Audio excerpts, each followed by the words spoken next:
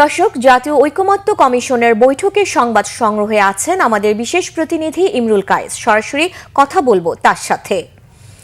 কায়েস, আজকের বৈঠকে কি নিয়ে আলোচনা চলছে?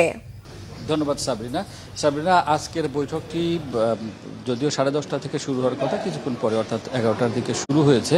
তো এই বৈঠকে সব দলই অংশগ্রহণ করেছে, বিএনপি, জামাত, এনসিপি সহ অন্যান্য দল অংশগ্রহণ করেছে। আজকের যে মূল আলোচ্য বিষয় সেটি হচ্ছে যে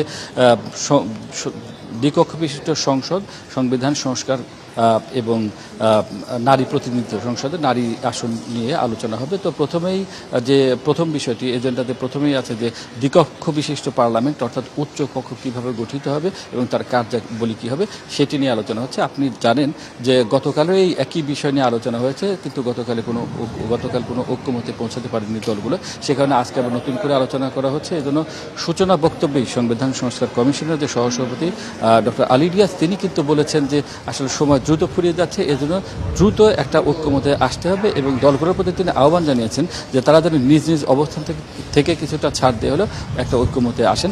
সে কারণে আজকে যে আলোচনা হচ্ছে সেটি হচ্ছে যে দলগুলোর মধ্যে যে বিষয়টি আলোচনা হচ্ছে সেটি হচ্ছে কীভাবে গঠিত হবে উচ্চকক্ষ।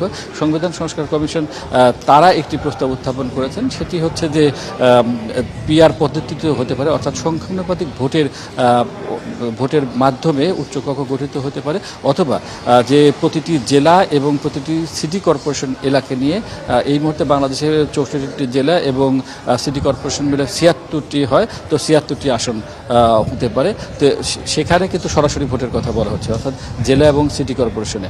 আর তা না হলে পিআর পদ্ধতিতে, অর্থাৎ নিম্নকক্ষে যতগুলো একটি দল আসন পাবে সরাসরি ভোটে সেই আসনের অনুপাতে উচ্চকক্ষের আসনগুলো গঠিত হবে। তো এই হচ্ছে মোটামুটি এটা নিয়ে আলোচনা হচ্ছে।